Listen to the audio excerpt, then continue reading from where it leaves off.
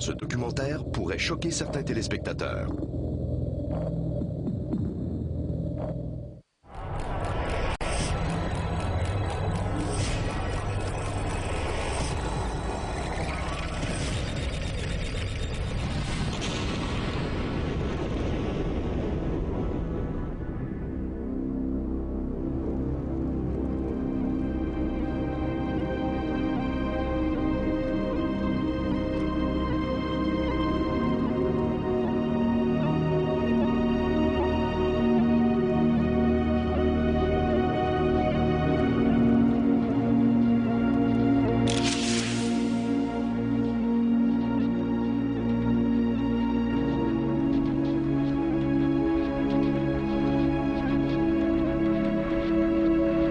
Dans la banlieue tranquille de Littletown, près de Denver au Colorado, les fantasmes meurtriers d'un adolescent de 17 ans commencent à prendre forme.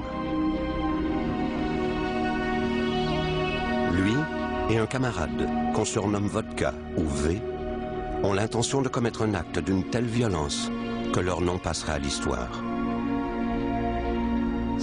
L'an prochain, au mois d'avril, V et moi, on va se venger et faire notre propre sélection naturelle. On va apprendre à fabriquer des bombes à retardement, puis on va en placer des centaines sur des routes, des ponts, dans des immeubles et des stations-service. Ça va être le chaos. Ça va ressembler aux émeutes de Los Angeles, combinées à l'attentat d'Oklahoma City, à la Seconde Guerre mondiale, à la guerre du Vietnam et aux jeux vidéo Duke et Doom. Je veux que le monde se souvienne de moi.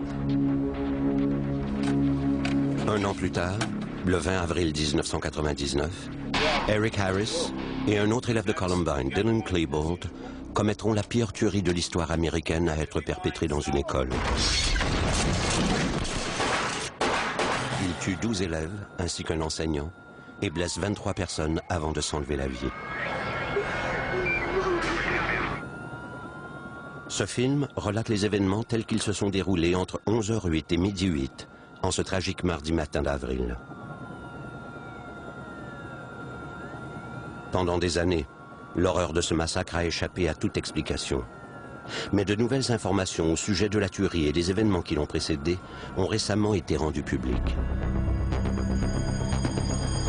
À partir de ces terribles détails, il nous est maintenant possible de dresser un portrait plus complet du massacre de Columbine et des circonstances qui ont poussé deux adolescents à commettre un tel geste.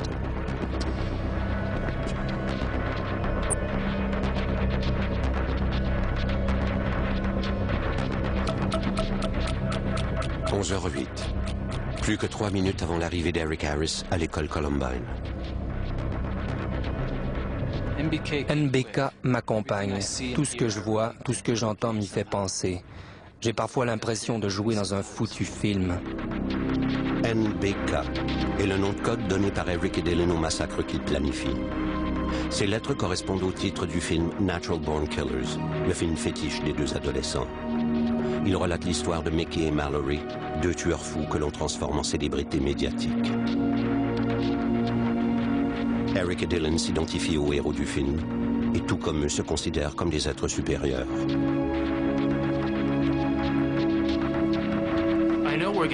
Je sais qu'on aura des disciples. On est pratiquement des dieux. On n'est pas tout à fait humains. On a peut-être des corps humains, mais on est bien plus évolué que vous tous, bande de connards. On est conscient de ce qu'on est. Le sentiment d'aliénation d'Eric et Dylan provient en grande partie de leur école. Je vous en veux de m'avoir laissé de côté quand vous vous amusiez. Et ne venez pas me dire que c'est de ma faute, parce que ce n'est pas de ma faute. Vous aviez mon numéro de téléphone, je vous ai demandé de m'appeler, mais non, il ne fallait pas laisser Eric, l'étrange Eric, vous accompagner. Oh bordel, non. Une hiérarchie implicite existe à l'école secondaire Columbine. Eric et Dylan sont au dernier échelon, parmi les parias. Au sommet de la hiérarchie se trouvent les sportifs. Un groupe possédant ses propres règles de conduite et son propre code vestimentaire incluant une casquette blanche. Ceux qu'on appelle les sportifs ne sont pas nécessairement des athlètes. Il s'agit plutôt de tous ceux qui croient qu'ils valent et méritent plus que tous les autres, parce qu'ils portent de beaux vêtements, qu'ils couchent avec les plus jolies filles et que les enseignants les traitent différemment. Eric et Dylan ne s'en prendront pas exclusivement aux sportifs lors de leur folie meurtrière. Des témoins diront plus tard qu'ils semblaient déterminés à vouloir se venger de l'école en tant que telle. Ils se sont rendus à l'école Columbine pour tuer des gens. Ils ne sont pas allés régler leur compte au poste de police ou à la bibliothèque publique. Pourquoi? Parce qu'ils détestaient cette école, ils détestaient l'injustice qui y régnait, ils détestaient son environnement. Je ne cherche pas à excuser leurs gestes, je cherche simplement à comprendre. Vous nous en avez fait baver pendant des années. Vous allez payer pour toute cette merde. À 11h09, les élèves commencent à envahir la cafétéria de Columbine pour la pause repas. Plus tôt ce matin-là, Eric Harris et Dylan Klebold placent 2 bombes au propane de 9 kilos dans la cafétéria. Ces bombes sont censées exploser à 11h17, l'heure où le nombre d'élèves à la cafétéria atteint son sommet. L'objectif est de tuer le plus d'élèves possible dans les explosions, puis d'exécuter les survivants. La pose de ces bombes n'apparaît pas sur les enregistrements des caméras de surveillance de la cafétéria. On suppose qu'elle a eu lieu lors d'un changement de bande vidéo. Ce matin-là, nous avions un cours de philosophie en 3e période. Oui, c'était un cours de philo et nous avions un examen ce jour-là. Eric n'était pas du genre à sécher un cours lorsqu'il y avait un examen ou un devoir à remettre. J'ai donc été surpris de voir qu'il était absent. Il ne s'est pas montré lors de la 4e période non plus. Or, même moi, je ne séchais jamais plus d'un cours à la fois. Et Dylan n'était pas là non plus.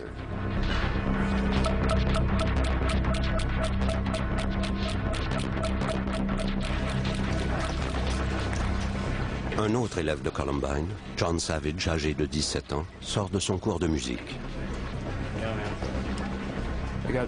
Je suis arrivé tôt à l'école. J'ai fait quelques travaux scolaires. C'était une journée comme les autres. Je venais de terminer mon cours de musique et j'hésitais entre aller répéter dans le local de musique situé à l'autre bout de l'école ou aller à la bibliothèque.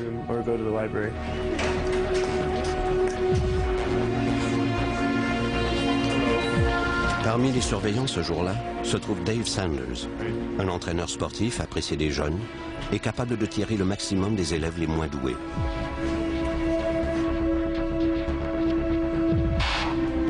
Et Patty Nielsen, 35 ans, une enseignante à temps partiel.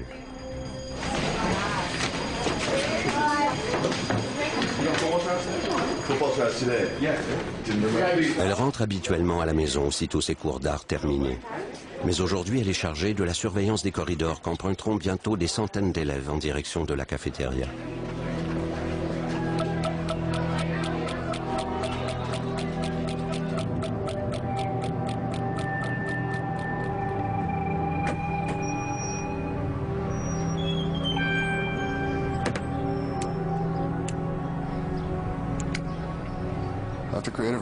Chaque jour, après le cours de création littéraire, je sortais fumer une cigarette à l'extérieur. J'ai donc emprunté mon chemin habituel et je suis sorti pour fumer et marcher un peu. J'ai vu Eric arriver en voiture.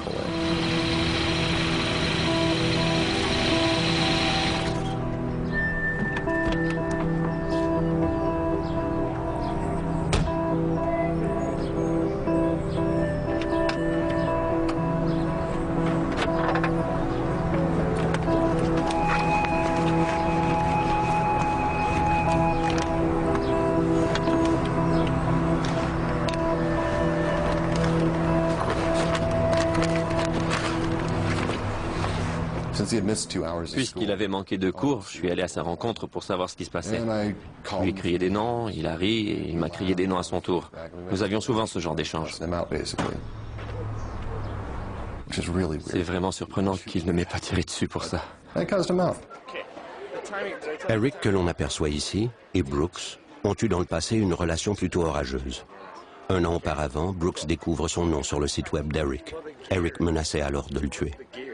On pouvait lire sur ce site que Eric fabriquait des bombes tuyaux et essentiellement qu'il voulait tuer Brooks Brown. Les parents de Brooks rapportent les menaces d'Eric aux autorités policières. Mais ce n'est pas la première fois que les policiers entendent parler d'Eric. Toutefois, ils n'arrivent pas à accéder au site web d'Eric et égarent les documents se rapportant à la plainte des Brown. S'ils avaient donné suite à notre plainte, Eric se serait retrouvé derrière les barreaux. Cette tuerie n'aurait jamais dû se produire. Depuis, Brooks Brown s'est réconcilié avec Eric et cela lui a sûrement sauvé la vie. What the hell is wrong with you, man? You weren't in third hour. You missed the test.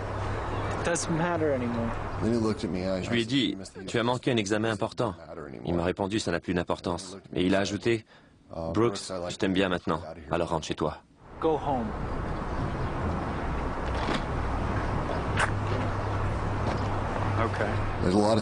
Bien des raisons peuvent expliquer pourquoi il ne m'a pas tiré dessus. Je crois tout simplement qu'il ne voulait pas me tuer. Je ne suis pas le seul qui l'ait épargné. Prenez John Savage, c'était un de mes amis. Un gars formidable. John Savage décide d'aller étudier à la bibliothèque, là où les tueurs feront le plus de victimes.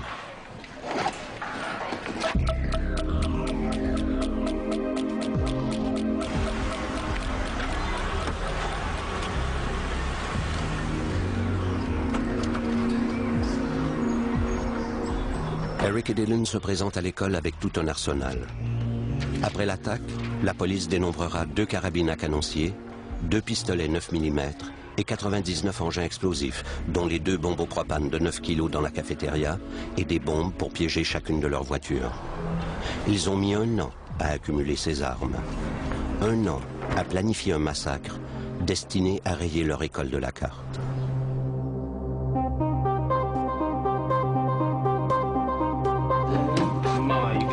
Une vidéo jamais rendue publique, tournée 1 mois avant le massacre, montre à quel point le geste d'Eric et Dylan était prémédité. Voici une reconstitution basée sur les comptes rendus de cette vidéo. Dylan se trouve derrière la caméra. Le tournage a lieu dans la chambre d'Eric. Ce dernier dévoile des dizaines de cachettes abritant un nombre impressionnant d'armes et d'explosifs.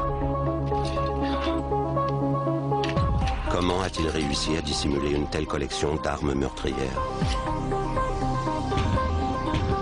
Cette question demeure toujours sans réponse. Les parents d'Eric ne se sont pas exprimés publiquement depuis le massacre.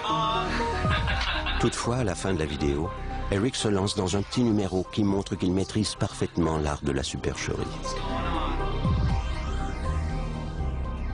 Ce sera le quart d'heure le plus insoutenable de toute ma vie. Une fois les bombes réglées, en attendant le bon moment pour attaquer, les secondes se transformeront en heures. J'ai déjà hâte.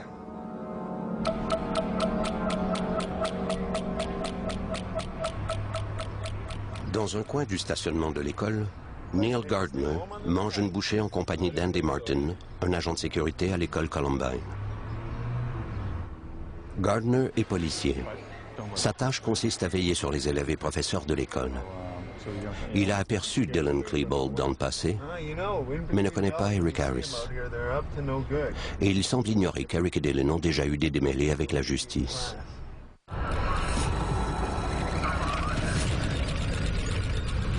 Par les Sonata et Azera de Hyundai, toutes 2 gagnantes d'un prix Ajax. Hyundai, va de l'avant.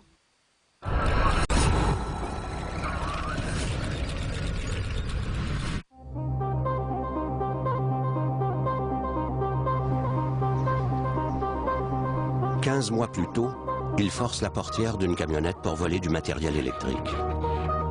Ils seront arrêtés et accusés d'introduction par effraction et de vol. Le tribunal leur ordonne de suivre des cours destinés à détourner les jeunes du crime.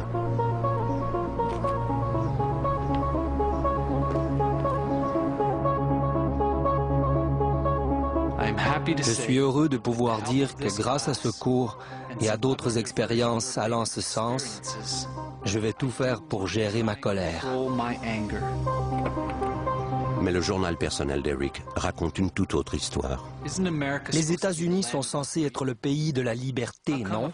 Alors si je suis libre, expliquez-moi pourquoi je ne pourrais pas voler les biens d'un putain de connard s'il les laisse sur le siège avant de sa putain de camionnette au beau milieu de nulle part par un putain de vendredi soir. Vivement la sélection naturelle, il faudrait abattre ces connards. Leur démêlé avec la justice révèle l'existence d'une espèce d'univers parallèle. En apparence contrit et repentant, Eric et Dylan sont dorénavant mus par une rage commune. La colère que je ressens depuis l'incident de janvier est semblable à celle de Dieu. Notre vengeance dans le réfectoire sera terrible. Le réfectoire dont il est question est en fait la cafétéria de l'école. Eric et Dylan ont dressé un plan détaillé de l'attaque. Les bombes doivent exploser dans 1 minute, alors que 480 personnes, soit près du quart des élèves de l'école, se trouvent à la cafétéria. Richard Castaldo s'apprête à sortir de l'école afin d'aller manger près de l'entrée ouest en compagnie de son amie Rachel Scott. Affublés de leurs imperméables, Eric et Dylan ne se font pas remarquer outre mesure. Ils se présentent souvent à l'école ainsi vêtus. Plus que quelques secondes avant le début du massacre. Lorsque je me suis assis pour manger, j'ai vu 2 gars arriver sur ma gauche et lancer quelque chose. À l'époque, je ne savais pas ce que c'était, mais il s'agissait d'une bombe tuyau. Elle a éclaté sans faire de dégâts. Au début, je pensais simplement qu'ils faisaient les imbéciles, qu'il s'agissait d'une farce faite par des finissants pour souligner la fin prochaine de l'année scolaire.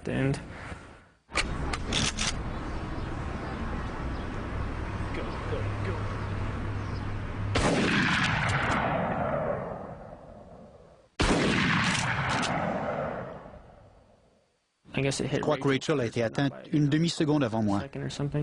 Je me souviens l'avoir vue du coin de l'œil et je me suis raidi.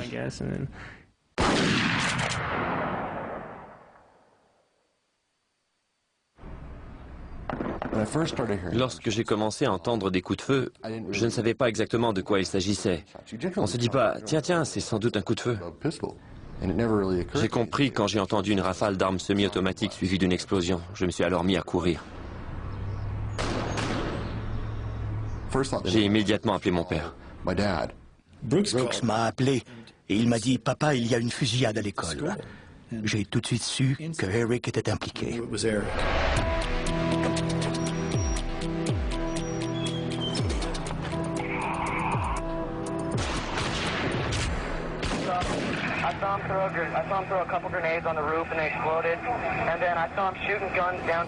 À l'intérieur de l'école, personne ne sait vraiment ce qui se passe. Certains croient qu'il s'agit d'une simple plaisanterie de fin d'année. Mais Dave Sanders comprend que la situation pourrait être grave. Neil Gardner reçoit un message radio angoissé en provenance de l'école. Il pense alors avoir affaire à un simple incident.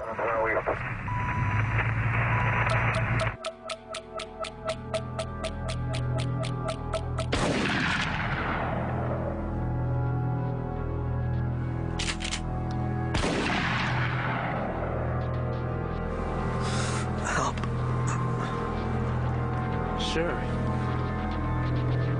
I'll help you. Black coat and a shotgun, okay. We've got another kid. He's shot safe. He's shot. Nothing safe is hanging off. Okay. We've got another one. All right, everyone, we think there's someone shooting outside. I want you quiet. I want you to all make your way outside this way only.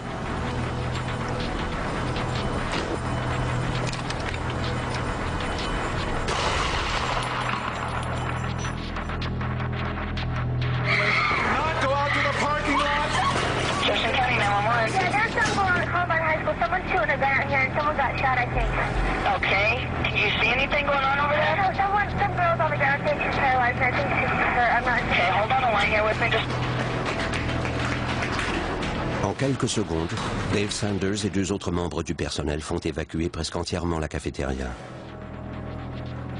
Les bombes posées par Eric et Dylan devraient maintenant exploser, mais elles ne détonnent pas. Alors que Sean Graves, blessé, tente de se réfugier à la cafétéria, il entend les pas d'un des tireurs derrière lui. Il fait le mort.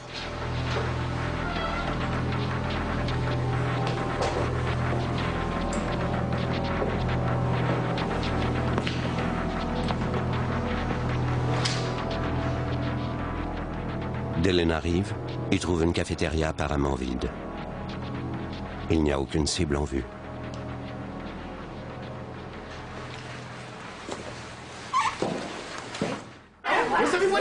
Dave Sanders se lance dans une course effrénée pour conduire le plus d'élèves vers un lieu sûr.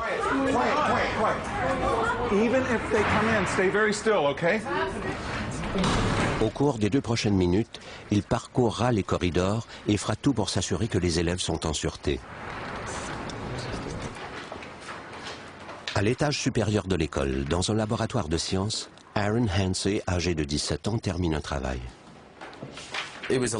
L'heure de la pause repas avait débuté quelques minutes auparavant, quand soudain j'ai entendu des bruits. Des bruits étranges que l'on n'entendait pas habituellement à l'école. J'ai senti les murs et le plancher bouger. J'étais vraiment curieux de savoir ce qui se passait. Mais peu après, un enseignant est entré. Il nous a mis au courant de la situation.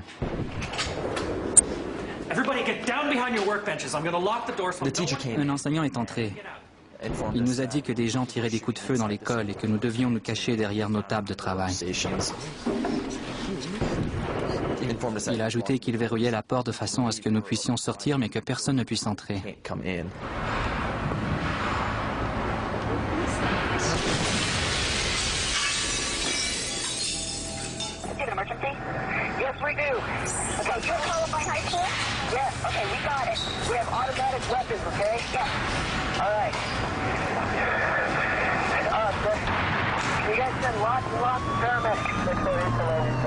Neil Gardner est le premier policier sur les lieux.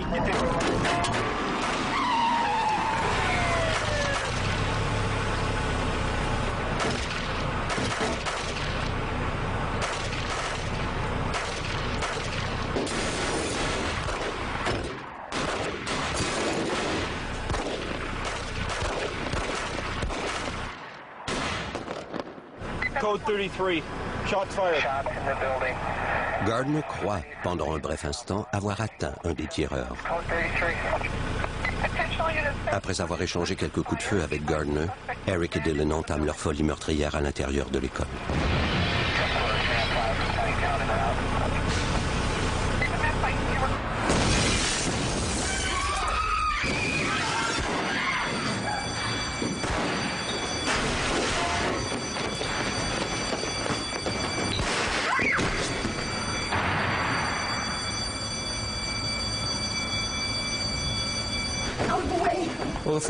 Ce dont je me souviens, c'est de voir cette femme entrer en courant dans la bibliothèque et dire « Cachez-vous sous les tables, il y a un élève armé d'un fusil !» C'est alors que j'ai compris qu'il se passait quelque chose. Get down! Everybody, get down! Get under the tables! Je crois que nous étions trop surpris pour réagir. Tout le monde se demandait ce qui se passait. Puis elle nous a répété de nous abriter sous les tables. C'est à ce moment que nous avons enfin réagi.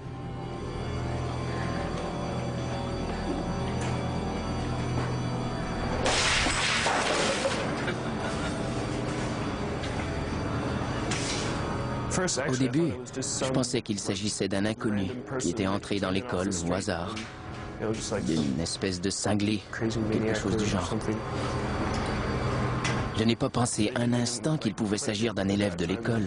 Jamais je n'aurais cru que quelqu'un de Columbine pouvait faire une telle chose.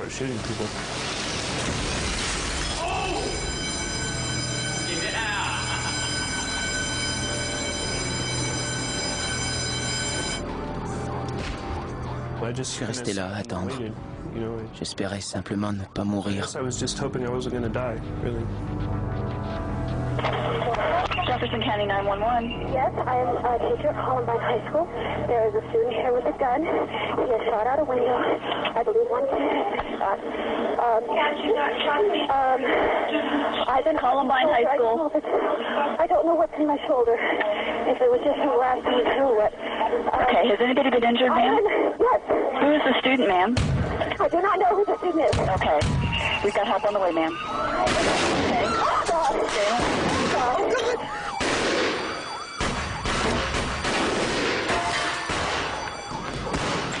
Make sure the science labs are locked. Dave Sanders tente toujours de faire évacuer les corridors. 5 voitures de police supplémentaires arrivent sur les lieux.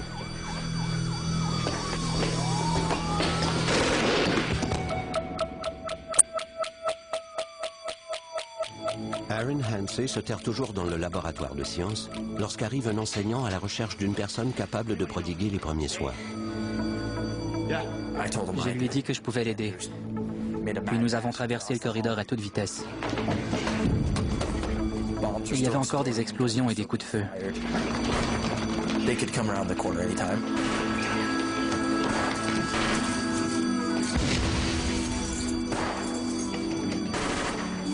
Après avoir rampé hors du corridor, Dave Sanders s'est effondré dans un laboratoire. Il a un urgent besoin de soins médicaux. Nous sommes entrés par la porte arrière dans la salle où se trouvait Dave Sanders. Mr. Sanders, it's okay. We're here to help you. It's Aaron. The paramedics are on their way. Lorsque je suis arrivé à côté de Dave, il était conscient et savait très bien ce qui se passait. Il était allongé sur le ventre et je me suis dit qu'on avait dû lui tirer dans la poitrine à bout portant. Aaron constate rapidement que Dave Sanders souffre de blessures par balle à chaque épaule.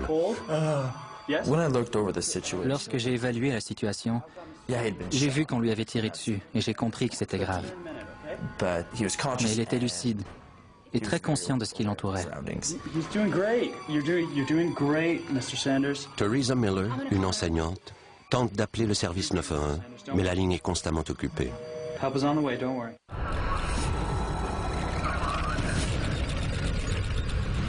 Gagnante d'un prix Ajax. Hyundai va de l'avant.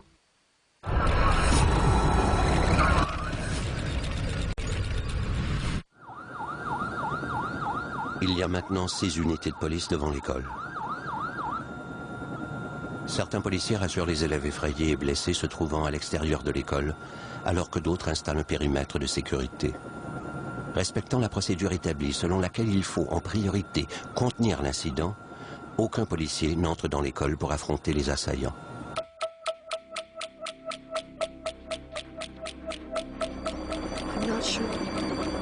Au cours des 7 prochaines minutes, Eric et Dylan procéderont à un massacre d'une extrême violence. Ils s'en prendront aux 56 personnes qui se cachent dans la bibliothèque. Everybody with white hats, stand up! This is for all the shit you've given us for the past 4 years! Ils ont dit que tout le monde se lève. Nous allons faire sauter la bibliothèque. Je me suis alors dit qu'ils voulaient peut-être uniquement faire sauter la bibliothèque sans faire de mal à personne. J'ai alors pensé me lever et partir afin qu'ils puissent faire sauter quelques livres. Mais quand j'ai vu que personne ne se levait, j'ai pensé qu'il valait mieux ne pas bouger. Fine, I'll start shooting anyway!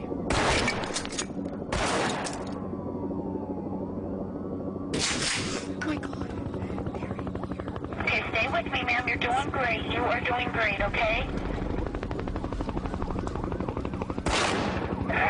Now they said he's gone to the library. He's in the building. Okay?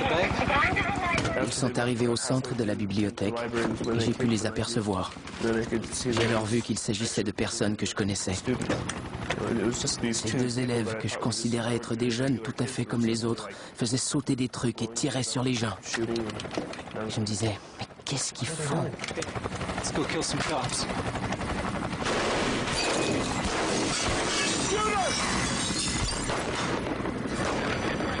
He's shooting in the library right now.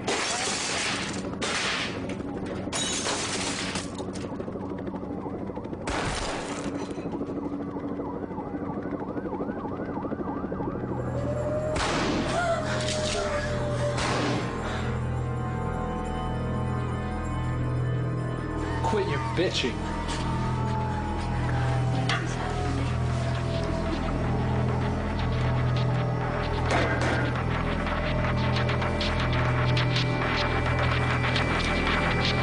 Peekaboo.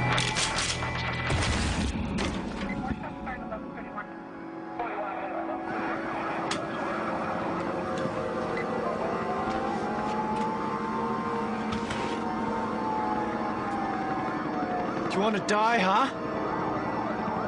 Well, we're all gonna die. We're gonna blow up the school anyway.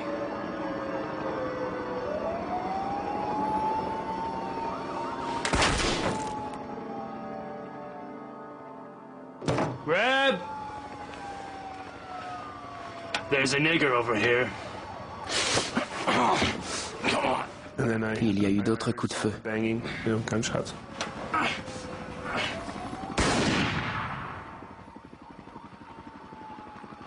I can't believe I just did that. Cool.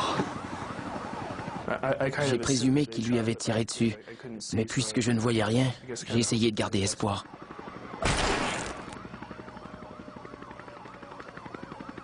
Who's ready to die next?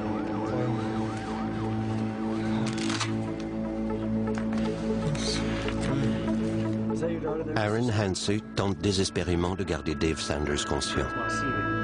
Avec l'aide d'un enseignant et d'un autre élève, et de son père qu'il conseille au téléphone, Aaron se sert des photos de famille de Dave Sanders pour tenter de le garder éveillé.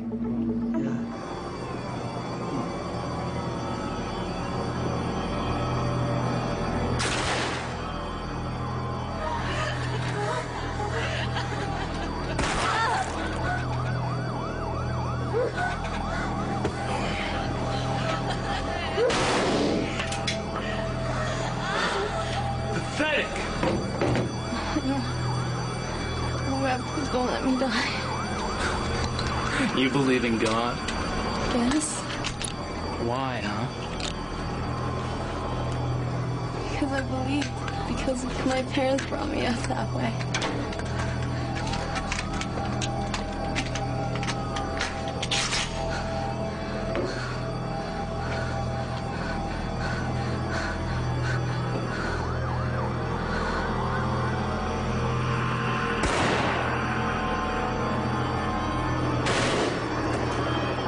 La ligne téléphonique, laissée décrochée par Patty Nielsen, enregistre tous les bruits de la tuerie dans la bibliothèque.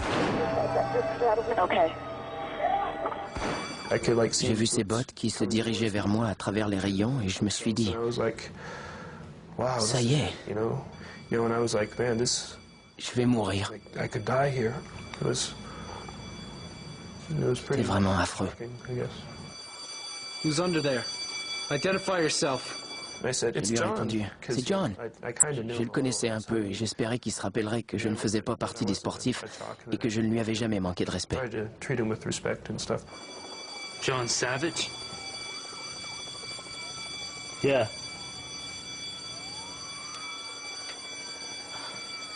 Hey, Dylan. What are you doing? Oh, just killing people. Oh. C'était vraiment sinistre.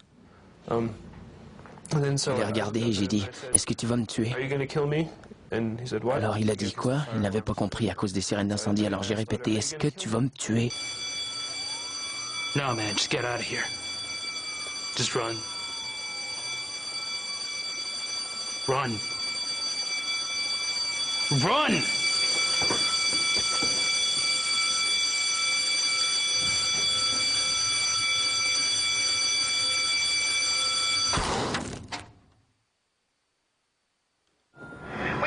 Alors que la fusillade se poursuit sans rencontrer la moindre opposition, la présence policière continue de s'accroître à l'extérieur. Les agents se trouvant à quelques dizaines de mètres de l'immeuble entendent distinctement les coups de feu en provenance de la bibliothèque. La police détient maintenant une bonne description d'Eric et de Dylan.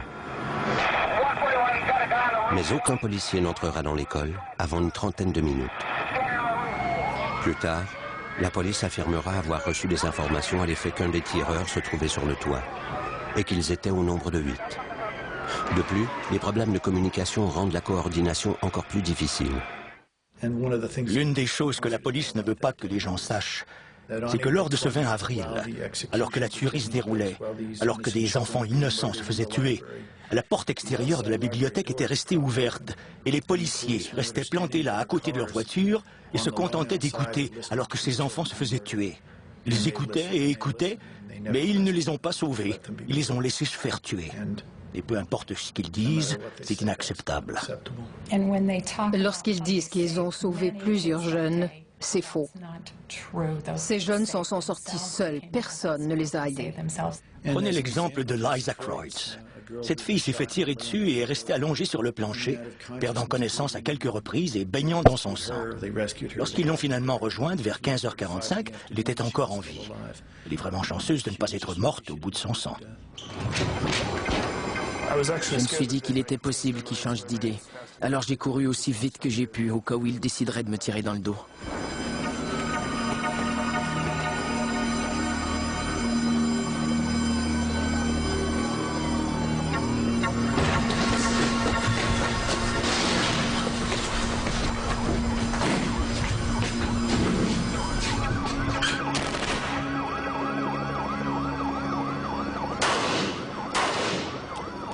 I'm out of ammo. Maybe we should start knifing people. That'd be more fun. Après 7 minutes, la folie meurtrière dans la bibliothèque cesse brusquement, peu avant 11h36. Evan Todd. Dylan confronte maintenant un des athlètes de l'école déjà blessé, Evan Todd. Il le menace et l'insulte, mais il ne le tue pas. Do you want to go to the Commons? I have one more thing to do. Il laisse alors libre cours à un excès de rage.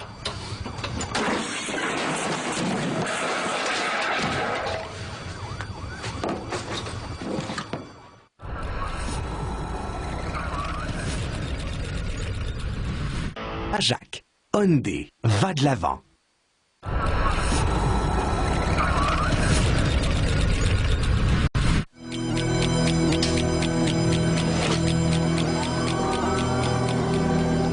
Lorsqu'Eric et Dylan quittent enfin la bibliothèque, 12 élèves ont perdu la vie, un enseignant se meurt et 23 jeunes sont blessés, dont plusieurs grièvement. L'agression ne semble pas suivre un schéma établi.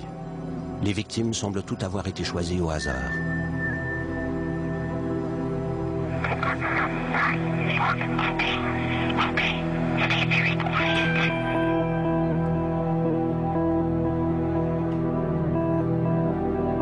Des centaines d'élèves et d'enseignants se terrent encore dans l'école. À un certain moment, alors que Teresa était toujours au téléphone, qu'elle essayait de voir par la porte ce qui se passait, elle a aperçu les tireurs dans le corridor. Ils rechargeaient leurs armes tout juste devant la salle de classe. Il y avait une fenêtre sur la porte, alors ils pouvaient voir à l'intérieur. Je me rappelle avoir couru me cacher. C'était angoissant, probablement l'un des moments les plus angoissants de toute cette épreuve, car ils étaient juste à côté de nous.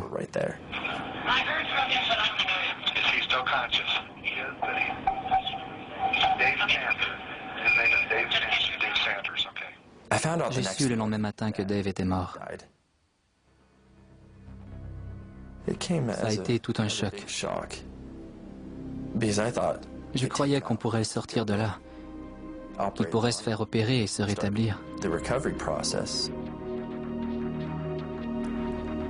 Ça m'a brisé le cœur de savoir qu'il était mort. J'ai vraiment fait de mon mieux.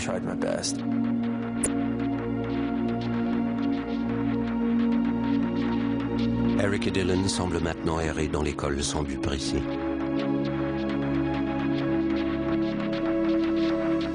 Le journal intime d'Eric et les enregistrements vidéo laissent clairement voir un esprit perturbé, rempli de projets grandioses et destructeurs. Dylan, par contre, demeure un mystère. Je n'aurais jamais pu imaginer que Dylan participerait à un tel événement.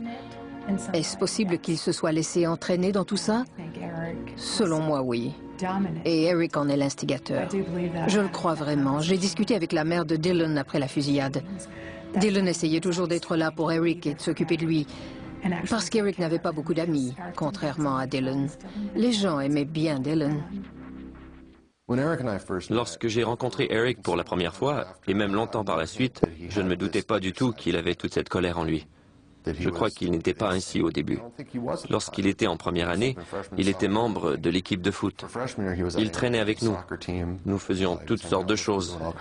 Il n'avait pas toute cette rage en lui à cette époque. C'était une autre personne. Columbine m'a transformé, et de toute évidence, l'a transformé aussi. Mais je crois qu'au départ, il était loin d'être aussi psychotique qu'il est devenu par la suite. On déteste les nègres, les latinos, et encore plus les petits merdeux de blancs. On vous déteste. Vous savez ce que je déteste? Le racisme. Tous ceux qui détestent les Asiatiques, les Mexicains ou ceux qui sont d'une autre race, simplement parce qu'ils sont différents. Vous savez ce que je déteste? Les fans de la guerre des étoiles. Vous n'avez rien de mieux à faire, bande de débiles. Vous savez ce que je déteste? Ceux qui conduisent lentement dans la voie rapide. Dieu, que vous conduisez mal.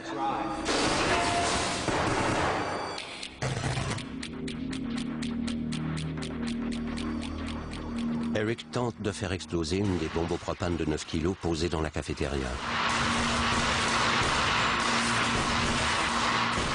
Il s'agit du premier geste suicidaire qu'il pose depuis le début du massacre.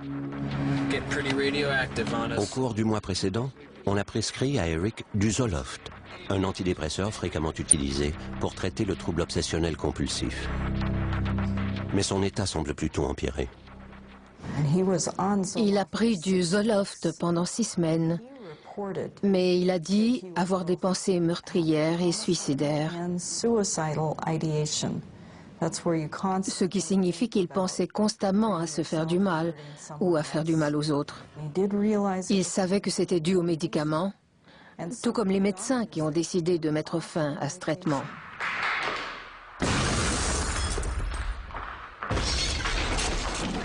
Mais tout ce qu'on lui a offert en échange, c'est du Luvox, un antidépresseur de marques différentes.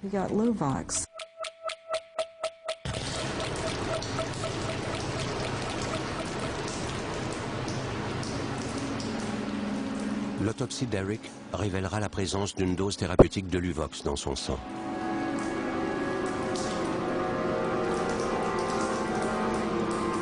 L'autopsie de Dylan Klebold ne révélera aucune trace de médicaments ou de drogue.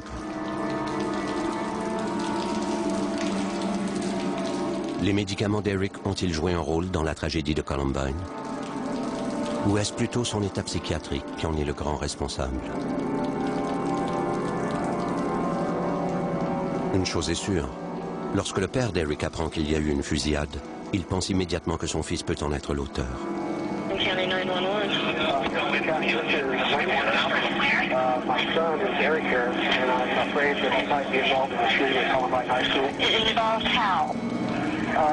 He's a member of what they're calling the French Code Mafia. Okay. Have you spoke with your son today, Mr. Harris? No, I haven't. Au cours des 3 années précédant le massacre de l'école Columbine, 10 attaques armées avaient été perpétrées par des adolescents dans des écoles. Aucune d'elles n'a fait plus de 5 victimes. Eric et Dylan, eux, prévoyaient en faire des centaines. On a examiné chaque aspect de leur vie afin de trouver la raison les ayant poussés à planifier et à commettre un acte d'une telle brutalité. Mais tout semble indiquer qu'il existe peut-être plusieurs raisons. Des circonstances exceptionnelles semblent avoir fourni à Eric et Dylan les moyens et l'occasion de commettre cet acte atroce de terrorisme adolescent. Tout cela combiné à l'inaction et à la négligence de la police, des parents, des médecins et de l'école. La théorie des circonstances exceptionnelles tente simplement de justifier le fait que personne ne soit intervenu auparavant. À plusieurs reprises, la police aurait pu légalement les empêcher d'agir en effectuant des fouilles. Elle aurait pu parler à leurs parents. Leurs parents auraient pu intervenir et dire « Je vais faire un tour dans ta chambre. Hey, mais qu'est-ce que je vois là? 25 bombes tuyaux, il y a sûrement quelque chose qui cloche. » On aurait pu les en empêcher à maintes reprises.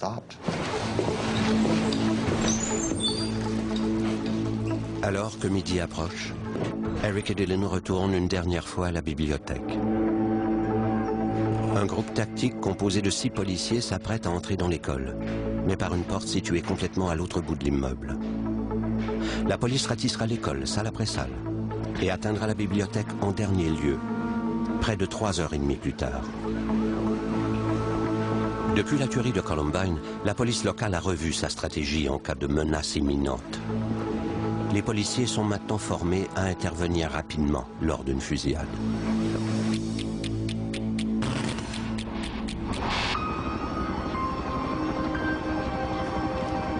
Eric et Dylan arrivent à la bibliothèque. Une épaisse fumée enveloppe l'horreur de la mort.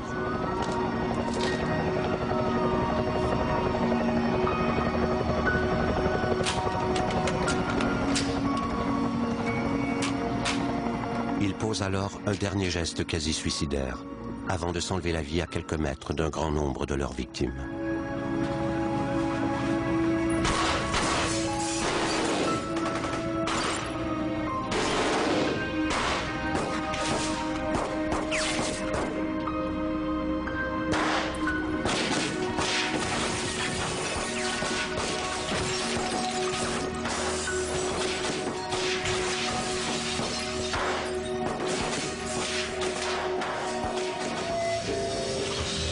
Avec le recul, on peut voir que les enregistrements vidéo tournés par Eric et Dylan contiennent un terrible avertissement.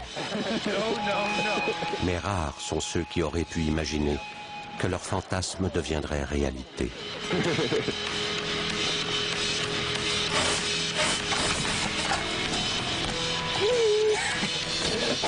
No, you goddamn piece of punk ass shit! Do not mess with that friggin' kid! If you do, I'll rip off your goddamn head and sort it so far up your friggin' ass, you'll be coughing up dandruff for 4 friggin' months! I don't care what you say. If you ever touch him again, I will freaking kill you. I'm gonna pull out a goddamn shotgun and blow your damn head off. Do you understand, you little worthless piece of crap? Entry exit. I mean, that's fucking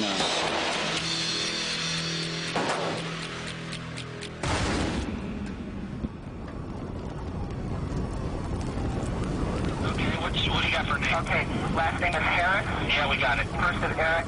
Eric Harris? Yeah, Eric Harris. Okay. He is a student at Columbine, so... Anyone standing in the back of my car, trying to get her down to a point. I know exactly what their names are, and I've heard them talk about it once before. I know them. I thought they were my friends. Okay. One of them is named Dylan Clayball. We got him. We don't have an exact number yet. Just from what I heard before, 6 to 8 outside. We don't know who's injured inside yet. And how is Mr. Sanders doing? How's Mr. Sanders doing now? He's still breathing.